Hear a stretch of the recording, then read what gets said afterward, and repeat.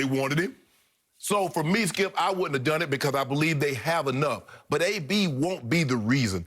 I believe he'll probably be on his best behavior for one simple reason. He have the ultimate respect for number 12.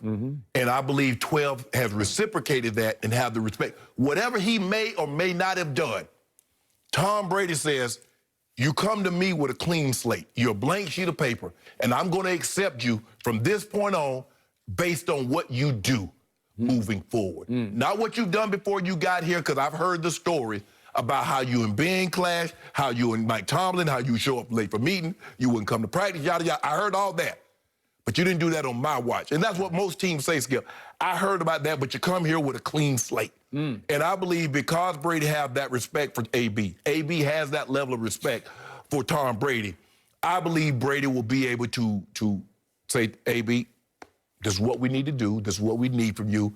And the days of not getting 15 targets and throwing water coolers and saying all kind of things and confronting the receiver, those are over. Because he knows he's on his fourth chance. And I don't believe there'll be another chance after this. Because if you can't play with Tom Brady, because we've never seen a guy behave in the manner that AB has behaved in Pittsburgh or Oakland. I don't believe he'll behave like that, but I wouldn't have done it because I believe I have enough. Now, if you're telling me, well, that hamstring from Godwin might go at any time, that ankle is not going to get any better from Mike Evans, okay, an insurance policy, I get it.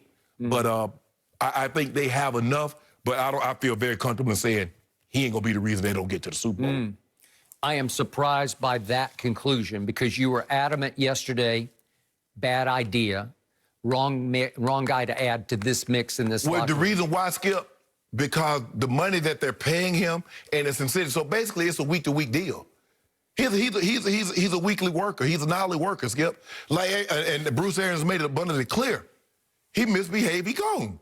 He don't buy into the team, he gone. He said if he don't buy into the team concept, it'll be the shortest contract in NFL history. Basically, that's what he's saying. So he will not get enough, he will not get a long enough opportunity to throw a wrench into this. Okay. By all accounts, this is a very good locker room. And again, as I said, as we open the show, Tom Brady has almost impossibly quickly transformed the culture in Tampa into New England-like culture.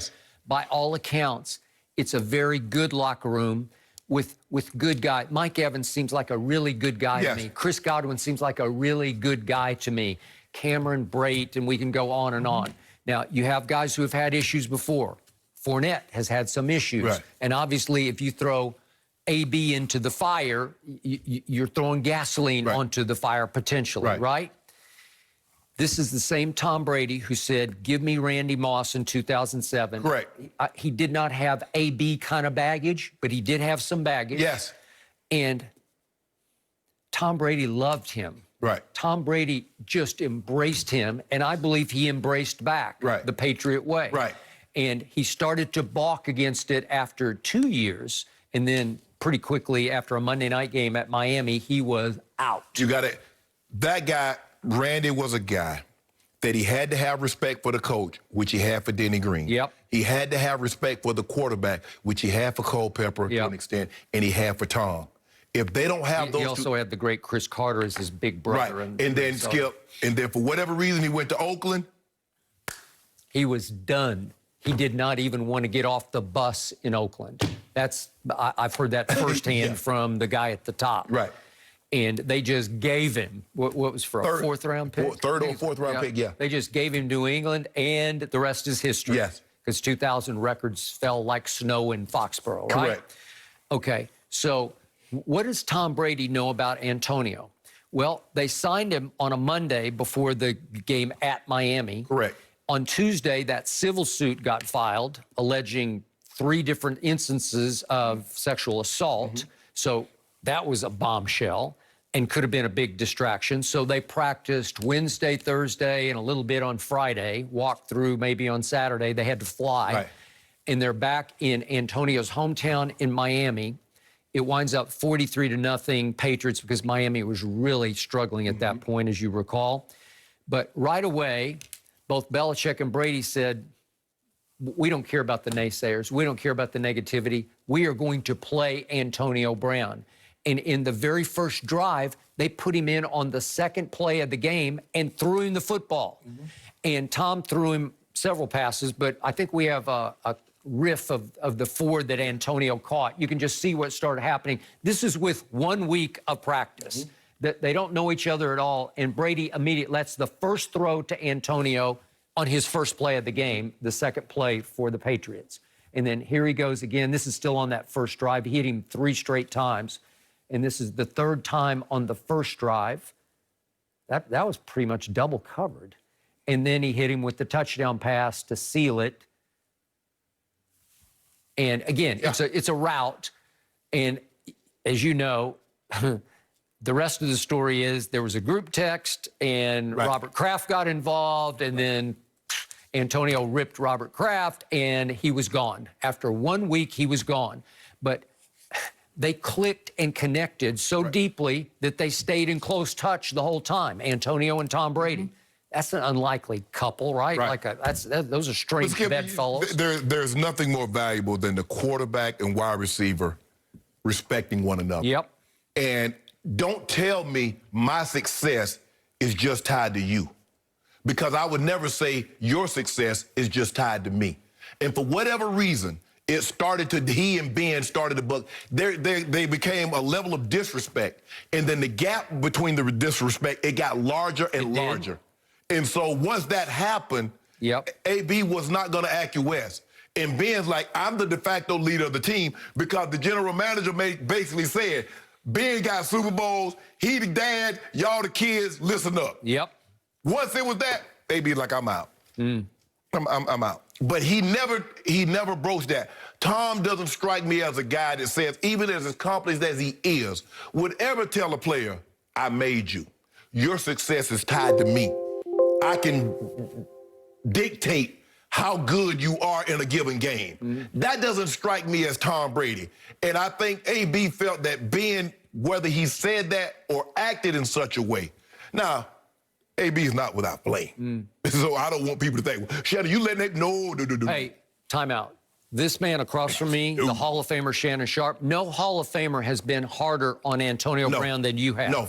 In fact, you even said it straight to the man's face at Houston, our first go-round here on Undisputed. I'd cut him. It was ahead of the Patriots-Atlanta Super Bowl. We had AB on the show from Houston, and you just told him right to his face, you'd be done with it. I'd be done. I'd be done because I saw what was happening, Skip. He went Facebook Live in the locker room. In the locker room, Skip, that's off limits. Now, everybody knows immediately after the game, you're in the locker room, the coach, you have the undivided attention. And he unwittingly incriminated his head coach, Mike Tomlin, who was giving a hellfire and damnation speech about getting ready for New England. And he unfortunately used some term about New England.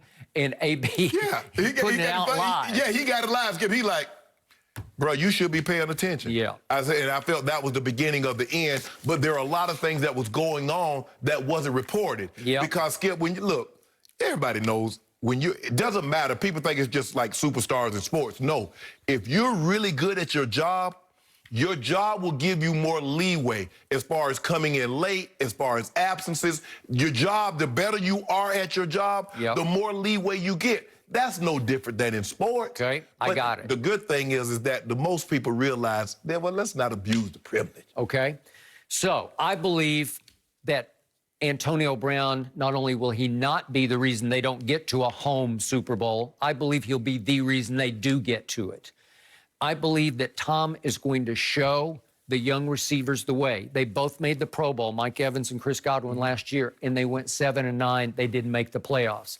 I believe he'll show them, because he's got the cachet, he's got the 6 rings, to say winning is everything. It doesn't matter what your numbers are. Doesn't matter what my numbers are. We just have to figure out how to go win every game from here on out, including the playoff games, to get us to the home Super Bowl. And if your numbers fall, so be it, because there's only one number that's going to matter in the end, and it's the one on the scoreboard in the last game. It ain't about numbers, it's about alphabets. No, it is. Dove and L. Those 2 letters. That's all that really matters. And they can get their numbers later in their career, but they need to get a ring right now. Well, Scotty Miller ain't going to be upset, because AB is going to be in the slot. Scotty Miller like, hey, Tommy, we were just bonding. You could be right about that. We were just bonding. But you know and I know injuries are going to happen. Yeah. We got soft tissue issues everywhere in this league, right? Yeah. And again, I hope they stay healthy. They already lost a stud tight end in O.J. Howard who can just fly. So they lost their deep threat tight end. Well, they'll need Antonio Brown at some point. And by the way, little Scotty Miller, he's been all beat up all year. And then Mike Evans is already not getting targets. Nope. So the targets going to be even fewer. Like I said, hopefully that it doesn't upset, because, Skip, it's hard, though. I'm telling you, man, when you get guys that have become accomplished, even though they want to win, they don't want to be less accomplished in the process of winning. I know. Unless you drive home to them, all that matters is that ring. Yeah. That changes things. So AB will be eligible after Week 8. Most likely that debut will be Sunday, November 8th against the Saints. So it really is around the corner. When the Saints go marching in? Yep. Oh, when the Saints go marching in? I think I want some dew on that. Do you really? I think I'm going to get me a little dew on that. My dew's going to be on AB. Okay. Sometimes I'm processing what you're saying, Shannon. I don't know about this and how you feel about this one. Shannon, Nick Foles, that comeback with the Bears, already running out of gas possibly. You guys don't agree about Foles, and I want to hear you react to last night's loss next. No